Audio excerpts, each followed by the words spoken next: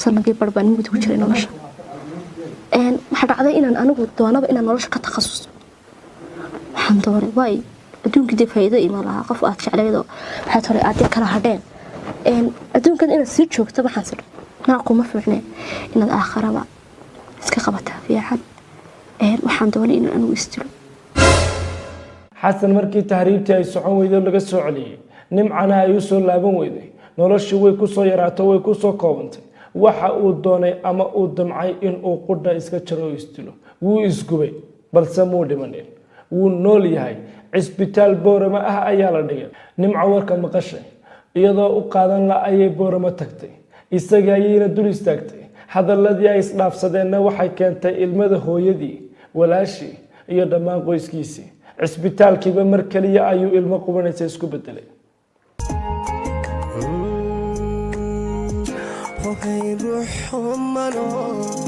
jacaylku intuu hirdiyey haraatiyay baanahe sideen uga hawlgalaaho ileen ruux omano jacaylku intuu hirdiyey haraatiyay baanahe sideen uga hawlgalaa haraatiyay baanahe sideen uga hawlgala haraatiyay baanahe sideen uga magaceedu waa nimco xarunta dayax filmis gaar ahaan stuudiga qiso iyo qiro ayay u timi inay kaga waranto jacayl 4 sano la dhisay oo markii dambe si xir la waraabiyay ugu horreeyna nimco waxay ku bilowday hadalkeeda waxaan halkan u imi waxaan dayax filmis u soo booqday maanta stuudiyoda ay ku leeyihiin magaalada Hargeysa inaan kaga sheekeeyo qisadayda kulli markaan arkay gudoomiyaha dayax filmis Cabdiraxmaan oo sameeyay barnaamij ah qiso iyo qiro isla markaana ay dadku ku soo bandhigi karaan qisadooda amba waayahooda ay markaas soo mareen horta Cabdiraxmaan aad baan ugu mahadnaqayaa sidoo studios igu soo dhaweeyay iyo wali barnaamijkan uu furay qiso iyo qiro waayo waxa jira dad badan oo meelo ay kaga hadlaan aan jirin barnaamijkan waa barnaamij loo baahnaa baan oran karaa waxbayaan hadalada ku daalinay waxa la hadal badan haama laga buuxsho haddii aan u sii kurgalo qisadaydan waxay u dhigmaysaa amba ay la falgalaysaa hadiiba la isku eego qisooyinkii cilmi-booldari buugaagtii kolley buugaag badan oo laga qoro qisooyin way jirtaa jacayladiisii horta adduunkan in joognaaba dee iska dhibaato ah qof walbana markuu dhashay dee wixii uu marayay iyo astaamihii iyo aduu waayihiisa dee ilaahay baa qoray subxaana watacaala maanta waxaan qisadayda kaga sheekeeyo walow aanan islahayn bal soo madhig laakiin waxay ugu qasabtay danta inuu soo madhigo because de wax la qariyo horta wax la qariyaa imika adduunka ma jira qisayadan haddii aan sii kurgalo ama aan daawadayaal idin faahfaahiyo halkay ka bilaabantay kolley adduunkani ma dhammaystirna dee adduunkan waxaanu joognaa bini aadan baynu jacaylku doobi nugu abuurayba waa jacaylka waana lagu dhalay hawiyaadan baa isjeclaa jacaylku wax la qariyo ma because qof walow aadamahan kamid ah maanta dunida korkeeda ku nool wuxuu ku dhashay jacayl buu ku dhashay qof nacayb ku dhashay ma oran karno horta qarnigan baa inagu sugayba adduunka qisadaydan haddii aan idin ka sheekeeyo waxaa noqonaysaa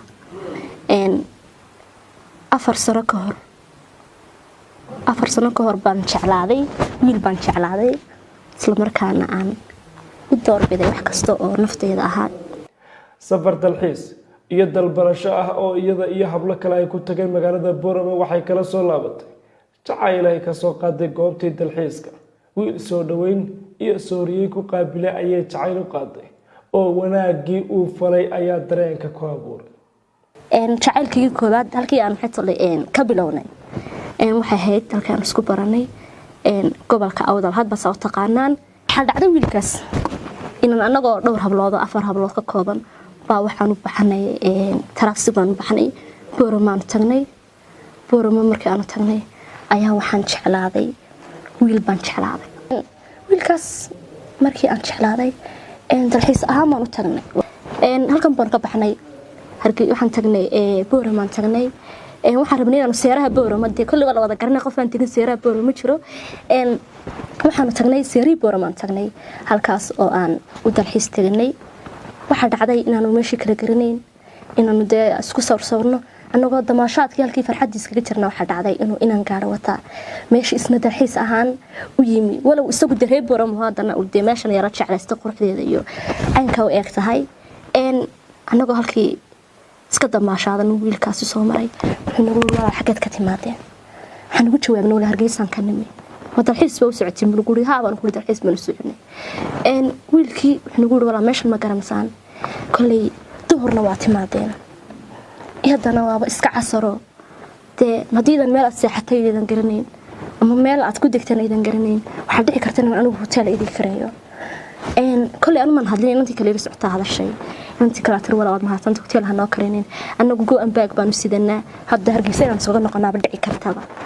أنا أقول دي مثلا سوبودي أنا أقول ولا عليه حبها رجيتها إنه قالين ويا الحين كيف كمان إنه هذا عم نسوق عليه سي إنه 2 days وسيتشوجنو أي محيط عليه إنه قلت أنت نكرسنا إنه سكسي حنا تبتي إنه كبر ما دام هوتيل كرسنا سان أنا بدي إيدي كرينا يوم هوتيل كي أيام مركزي تغني هوتيل كي ونجي هوتيل كمان نصيحني واحد عدا إنه كنا واحد نعلني 2 days كنا شو واحد نعلني يا شيف كيجو يسوق بحيه waayo qof aan ku garanay istirga garanay sida uu waxa soo dhan ku qaabili kara sida uu kaaga bixin kara muhiimadu maxay tahay waa waxa soo socda oo dad waxa Ilaahay baa qorab inaad waxaan oo dhan martaba process ka dhan inaad martaba Ilaahay baa qoray waxa dhacday inankiinu waxa talo wixii oo dhan naga bixiyay way wan isweydiyo inankaas muxuu saa u sameeyay inankii telefoon markaas iimu qorin hotelkii markaan quraacnay baan soo baxnay seeri baan soo baxnay waan isku soo sawirnay waan soo noqonay qadadii baan hotelka ka dalbanay hotelka inta anaga lacagna ma weydiinay because deeq inankii meeshan keenay baaba bilamiyayba inuu wixii oo dhan bixiyo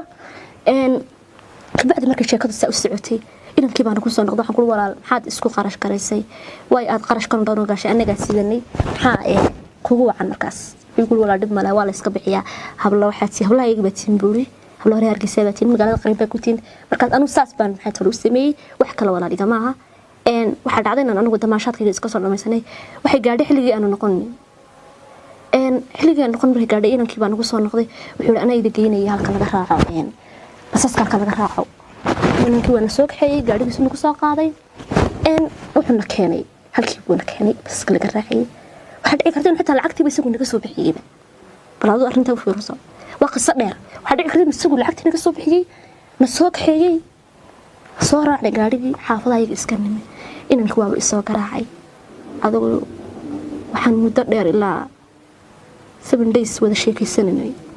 أنا أقول إنك شيء كان محبلا أنا رحمرتي شيء كون يحسن أنا رحمرتي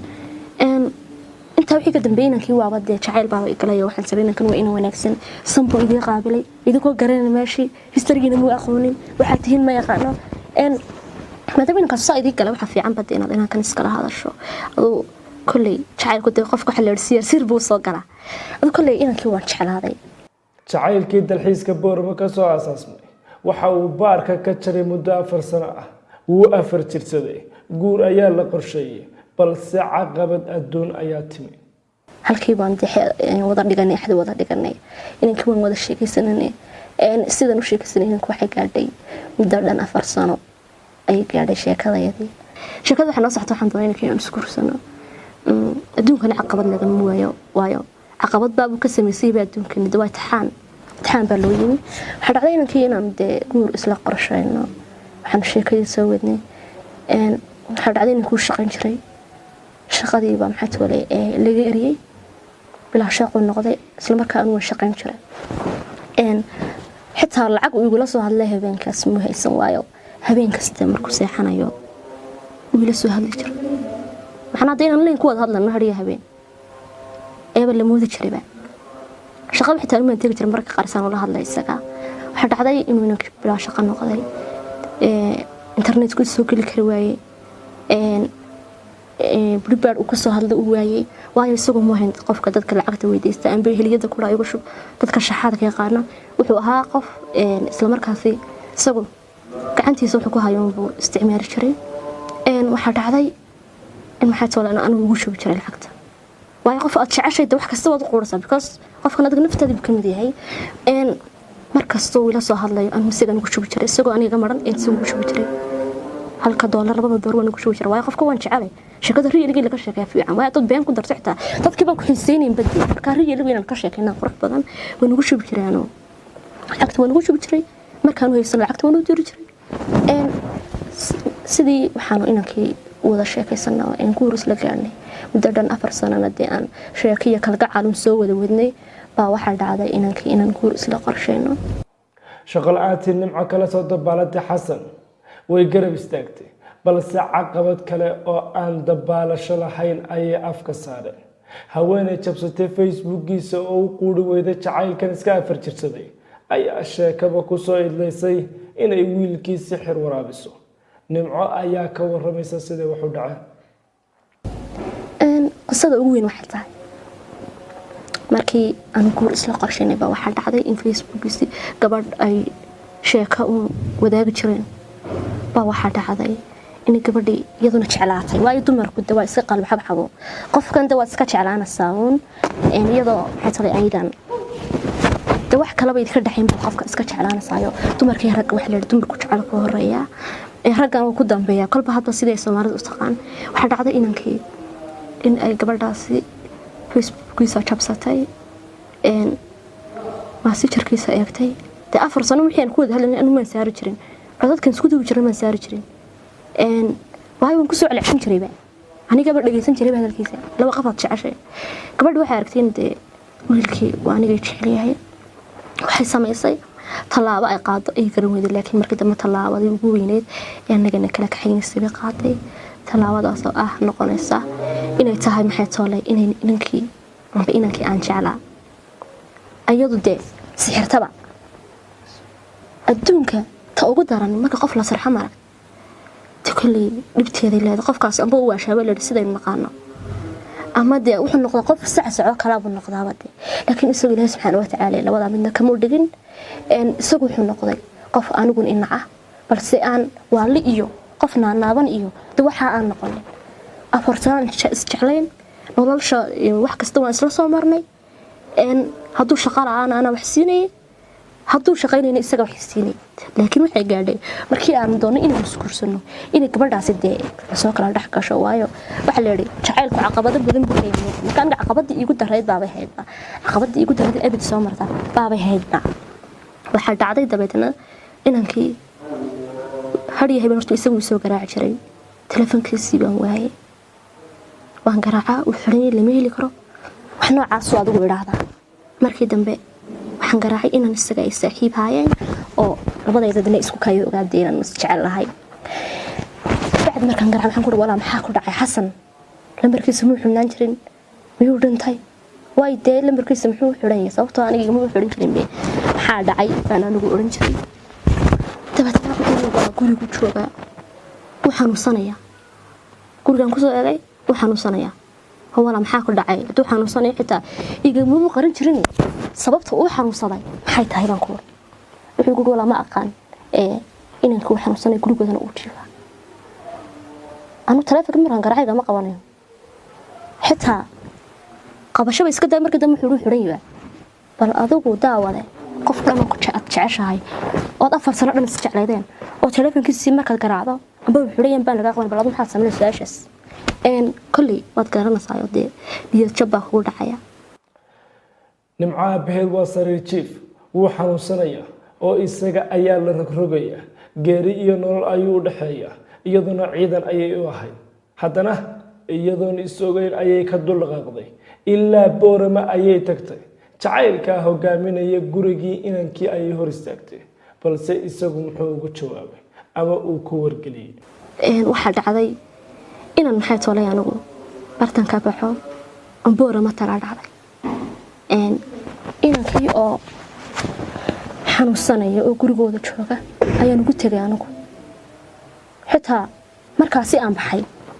aniga aabahay baa xanuunsanayay aabahay baa u dhaxeeyay geeriyo nolol baa u dhaxeeyay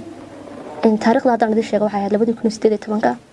bishii 13 maalin isliin ah baan baxay anigu aan boorama baxay dadka markaan saaxiibada u tagay baa waxay iga furtay inay walaalayeen hablahaasna kala habla reeb boorama habla iska wanaagsan iska qalb xabxaba oo u tagay waxaan ku walaal xasan ma jooga haaba igu tir walaal xasan uu jooga dabeetana waanu galay wala qolku ku jiraa baan ku uri waxay tiri wala qolku ku jiraa hore u soo soco waanu galay markii aanu galay aan ku uri walaal xasan salaamu calaykum intii aan hore u sii galin guriga aan albaabka taagan iimu jawaabin xasan walaal salaamu calaykum mar labaadkii iimu jawaabin mar saddexaadkii baan ku uri walaal maxaa kugu dhacay xitaa hadii aniga reebmad salaanta way qaadi way salaanta way waajibo xitaa dad galku salaamu calaykum ku dhaaba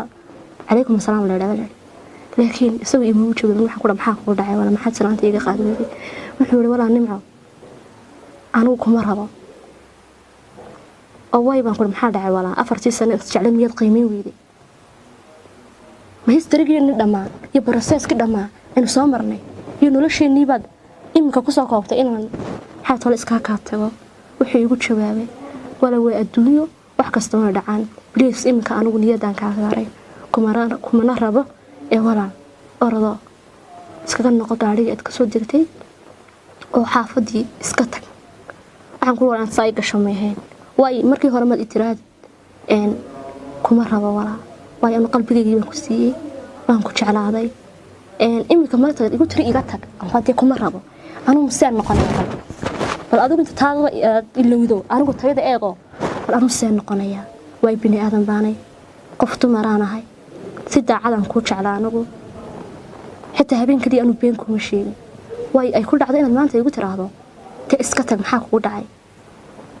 حتى أنا ما أوجد قبل إني سحرت إنك قلبي بيسبق يدو قاعدة دي وأنا قاعد محيط على وسني وسمية تاعي هي اللي بقى مكان يستبانه لكن إن ده سحر يوحنا إنك لو سمية يعني مو أوجي هاي أنا ما يهبني هذا ولا ما سوى حيوم ما يهدي ملاعي ولا ما سوى حيوني خف بني هذا أنا هاي هالكي أنتي مركو يوري وأنا قوم بروجيسني أنا بس اللي هو ما نفترق قاعدة ما أنت هذا آخرين سكتر كذي ولا شيء أدوية حن كدور بدي إني iska dhinto isla markaana aan aakhira tago laakiin markaa way nafta in laga ma qaadayne qof muslim aan moot waan iska soo baxay waan iska ergisan iska in maxana markaas aabahay inuu dhakhtar ku jira xataa aabahay maan xasuusan inuu dhakhtar ku jiro haddana markii aabahay xasuusan inuu dhakhtar ku jiro way iska joog la boor ma soo baxan xataa dhibkaas oo dhan ba igu soo dhaceen way dhibkan igu soo dhacay markii hore taan dareemay kan igu soo dhacay bay iga weyneen waan soo noqday aabahay oo isbitaalka ku jira soo noqday markaan ku soo noqday baad laba murugaaba ay haysto waxaan markaas sameeyo ama talaabo aan ku dhaqaaqi karaa ma jirto aabahay baan dhakhtarka ku hayay iyadoo laba murugo ay isku dhex jiraan oo aabahayna kulmo ku jiro dhacdadaasina ay igu soo dhacday nimco xasan kama samrino waxay doonaysaa sartu halkay ka qurintay inay ogaato isaga saaxiibkii ayay u xalwarantay wakiillo uga dhigatay inuu xaqiiqada u soo ogaado ogsoonow oo daawade nimco markan warkama haysan sixirka xasan lagu sameeyey xaqiiqadu waxay tahay in markii dambe inankii ay saaxiibka hayeen inan garaacan ku walaal inankii saas igu sameeyey dee waad ka warhaysay sidaan isku jeclayn isna qof kale muu jeclayn anna qof kale waan jeclayn labada idinba isku koobnay bal soo weydii walaal adigu una tago arrinkan ka soo warayso bal sababta maxay ku dhacday aniga kaliya wax ma raba wuxuu sababtu waxay tahay macna aniga wuxuu igu yiri kuma rabo xaqada dad is ogaataan mas kaga hadlayaan ku dabad in wuxuu u kurgalay inuu xaaladiina dhax martay iyo caqabadiina soo kala gaaray inuu dib ogaado inankiiba uu wuxuu ku walaal anigu nimco hadda in badan soo wada soconay imika baan kala dhamaanay way anu qof kale jecelahay iyaduna meelahaas adduunka dee iska gasho waxa dhacday maxay soo leeyahay anigu aan la hadlay inankii walaal muxuu ku yiri xasan walaal saas igu yiri maxaan samayn karaa buu anu bini aadan baan ahay walaal wan intii dee karaankayga baan ku qabtay inka maxaan ku sameeyaa waxba haysan baan ku wax kasta way adduunyo waxaan inay dhacaan ilaahay baan ku talagalay waad mahadsantahay baan ku leenahay isaga lambarkiisa ku celiyaa lambarkiisa waa xurayahay waxa dhacday inaan anigu had 7 cisho aan xoo cuninba inaan anigu iska jiifay qol kamida markaas gurigeyga iska jiifay cuntada marka la ii keeno maan cunin halkaas iska dhigay hooyadii baa ii soo gashay waxay ku tiri hooy maxaa kugu dhacay macnaa waxay moodaysaa hooyadii ilaa jira qof jacayl koran karo hooy jacayl baa hayada inagu dad muslimiin dhaqan baynu Soomaali baan ka siinaa ma jirto qof oranaya weerarka hooy jacayl baa ninka halay doona waa waxa ku caloosha ku hayso amba uurka ku qarso weeyaan hadba soo taqaanaan dabada waxay ku tahay ku dhacay ma aabahaaga isbitaalka yaalla ee dhakhtar ku jira baad ka warwarsan tahay waxay ku tiri aabaha gariin walba u baraay sheedaanka iska naarbay u tiri way hooyadii ma ogaan karto waxaan kale isii hayo in laba murug ay hayeen ma ogaan karto waxa dhacday in markii dambe ku raado hooyo wax kale ima haystaan aabahay baan ka warwarsanay waayo hooyada ma oran kartid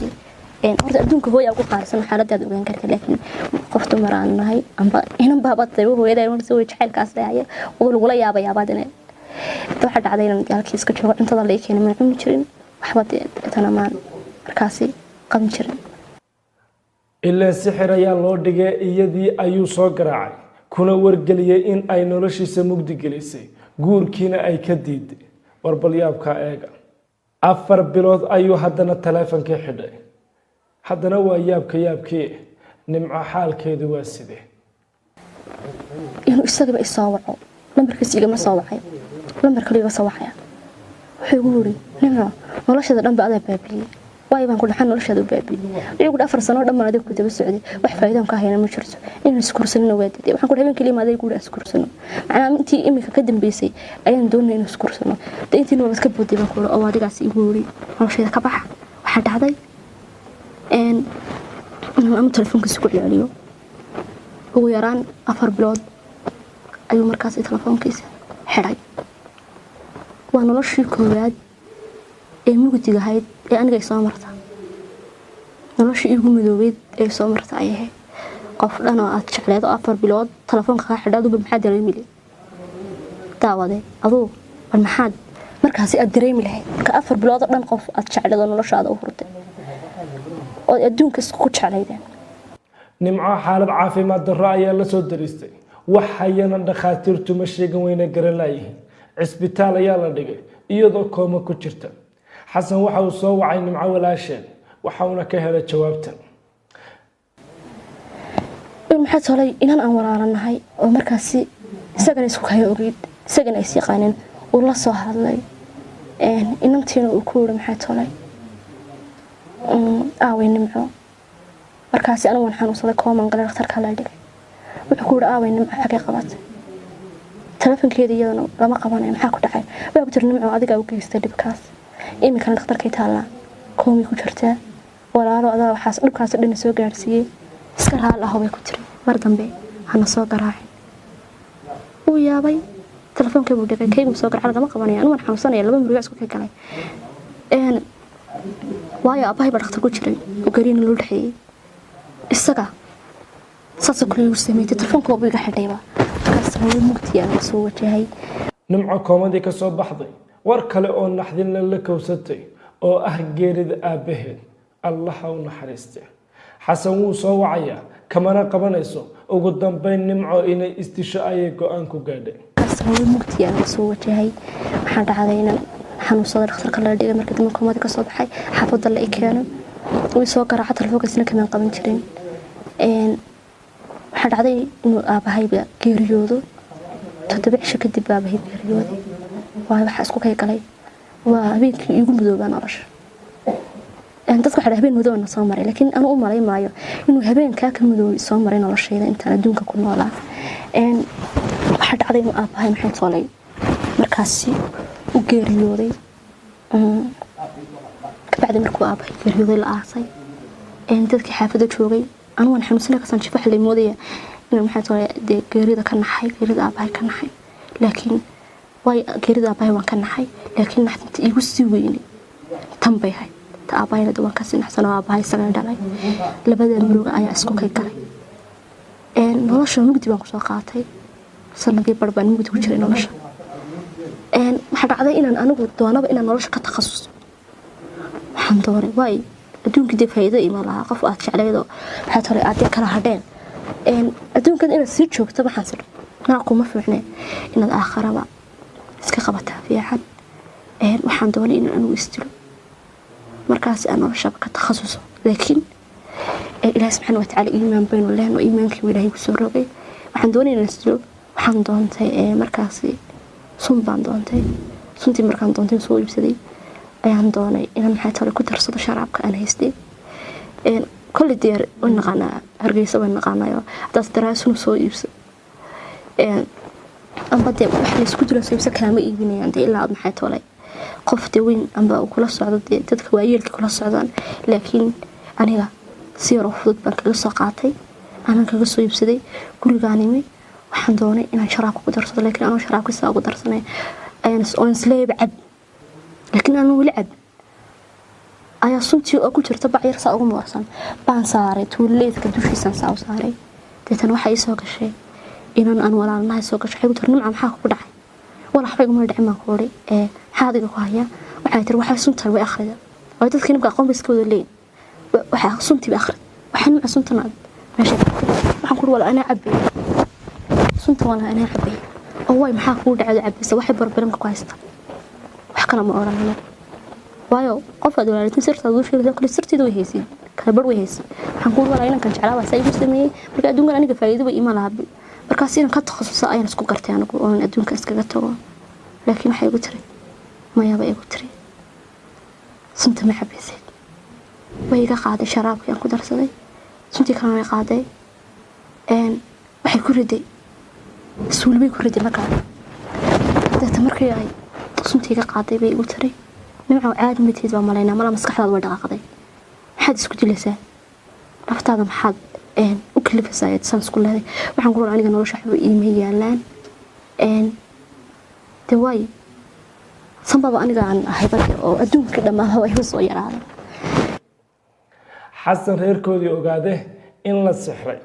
dabiib loo raaday lagu guulaystay in sixirkii laga rogo sidiisii hore ku soo noqday waxa uu soo raacday nimco oo dhammaan iska bedeshay meelihii uu kala xidhiidhi jiray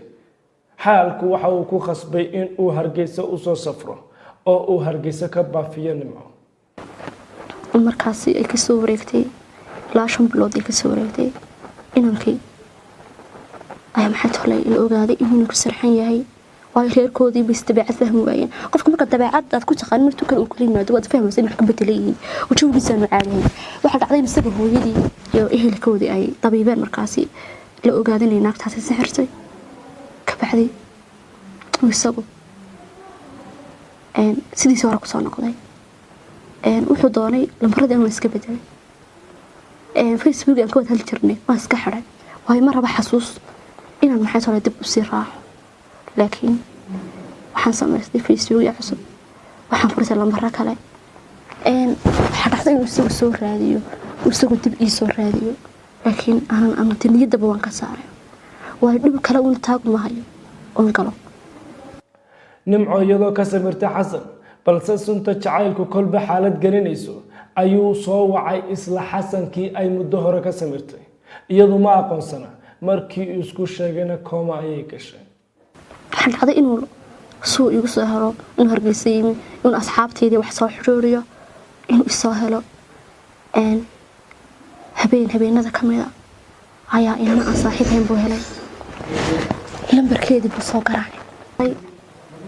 inuu maxay soo lambarkeygii soo helo inantii aan saaxiibkayna lambarkeygu soo sheegto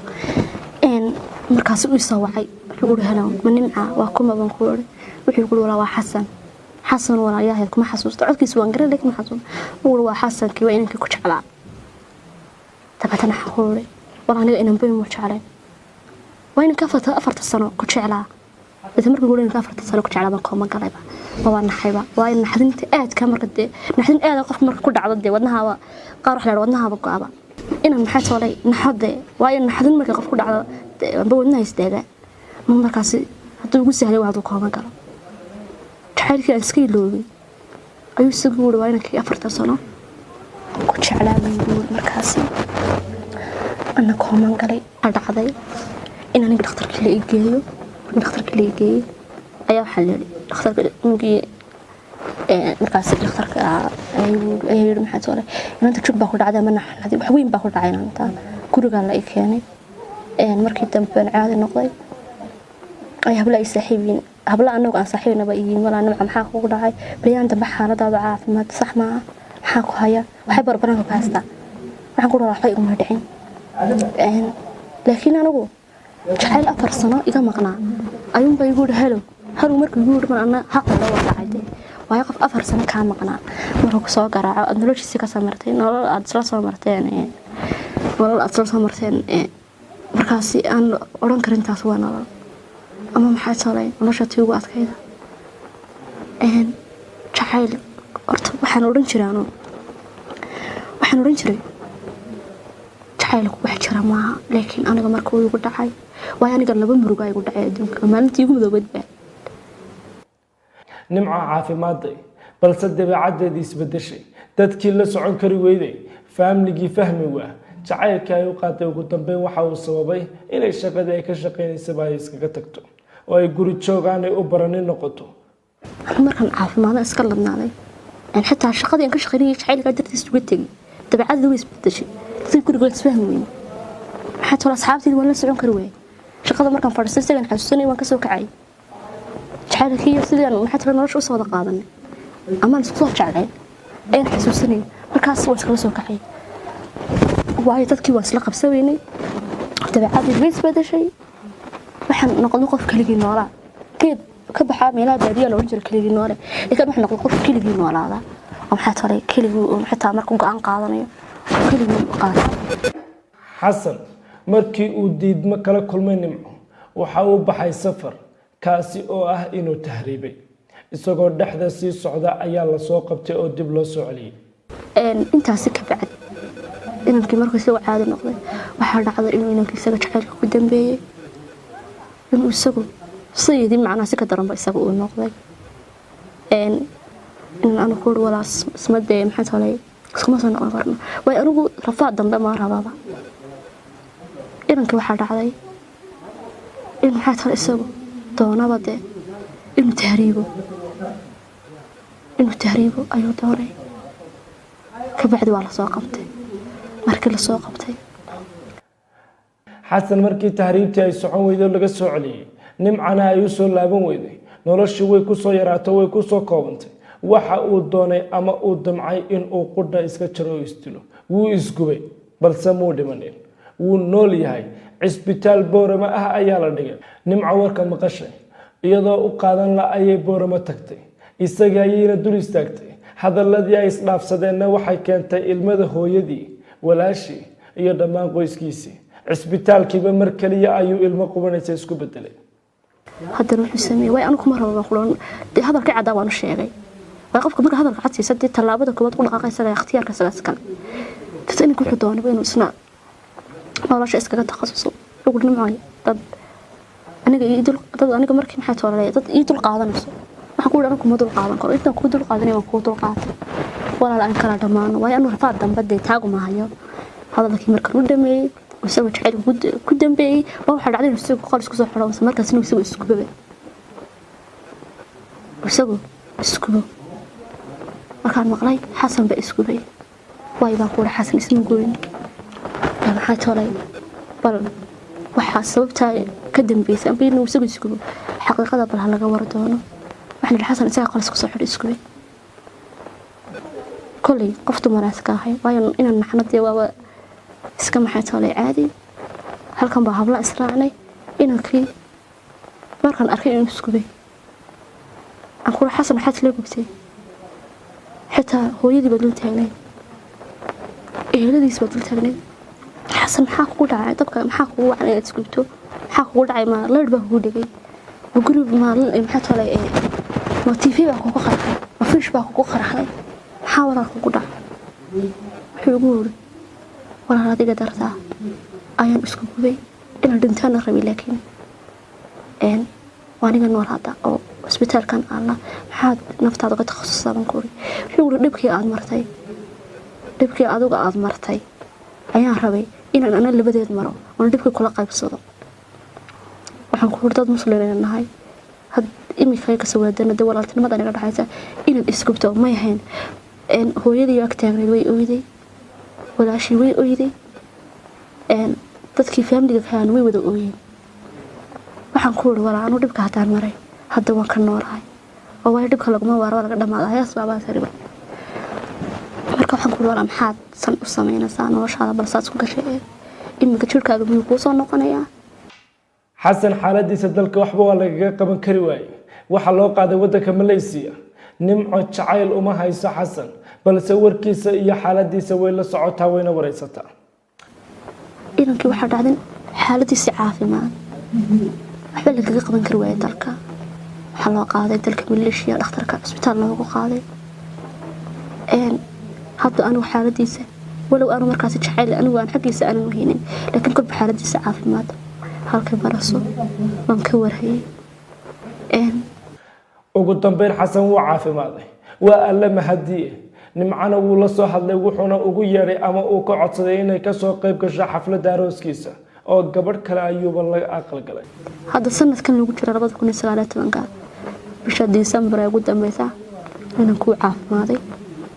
gabadh kale aan guursaday. habeenkii arooskiisa xitaa wuu yeedhay nimca kaari arooskayga soo qayb galay waxaan guriga wala kama soo qayb gali karo because حتى لي أختي بأن هي سنة كقصة قايم كلا لكن أنا قصدي يقولي نبي صوم تأدوك تحصيها أنا بهر إنه نستلوه دوالي لكن اسمه دلني سو إنه استلوه دوني لكن أوسع سيدي تحيل كد أيام حتى ولا دبكة إسكالي لبعته أدوكنا كل قف والبدل لبعته وقولولي لبعته قف كستا وقولولي حس من مخرج رح قاعد يشري هستاس واحد قرني تجي جعلك قيسي علمي بدلي أنا يقلبي قحر كي اللي بعتذر مياني قال الله يقرأ هستامر هالم كده هستسلم كده جست قرني تجي جعلك قيسي علمي بدلي ليلة أنا قبري قديقة أنا يقلبي هستاس أنا قال الله راحي ولينا قف ما تشعلانين بخاص حركة جعلكم قف قاعدين اسكو كل سنة ولا جعلك أسبوع السنة قصير فاهمة waqtiguna waa isla bishan aynu ku guda jirno ee gabaabsiga u ah sanadka 2019 ugu dambeyn nimco waxay kugula talinaysaa oo aniga igula talinaysaa oo inagayna kula talinaysaa sida waxaan kula talinayaa guntii gabadhii hablaha Soomaalida ragaha isku jeclaanina way caqabada kasta dhici kara jacaylku midkeedu ku horeeyay yaa way jacayl wax ka dambeyn ma og laakiin isubsadan aan ugu leeyahay aniga noloshayda murugada leh waa taas laakiin bika alxamdulillah waan iloobay daawadayaal qasadeydii intaas ayay ku eegtahay. Assalaamu calaykum waraxmatullaahi wabarakaatuh.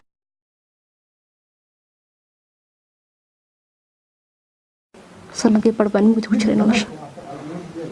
waxaa dhacday inaan anigu doonaba inaan nolosha ka takhasuso waxaan doonay waay adduunka dib faa'iido ima laha qof aad jeclaydo waxa tore aad kala hadheen adduunkan inaad sii joogto waxaan sir naa kuma fiicneen inaad aakhiraba iska qabataa fiican waxaan doonay inaan anigu istiro. xasan markii tahriibtii ay socon weydo laga soo celiyay nimcana ay u soo laaban weyday noloshii way ku soo yaraato way ku soo koobantay waxa uu doonay ama uu damcay in uu qudha iska jaro istilo wuu isgubay balse muu dhimanin wuu nool yahay cisbitaal boorama ah ayaa la dhigay. nimco warka maqashay iyadoo u qaadan la ayay boorama tagtay isaga ayayna dul istaagtay hadaladii ay isdhaafsadeenna waxay keentay ilmada hooyadii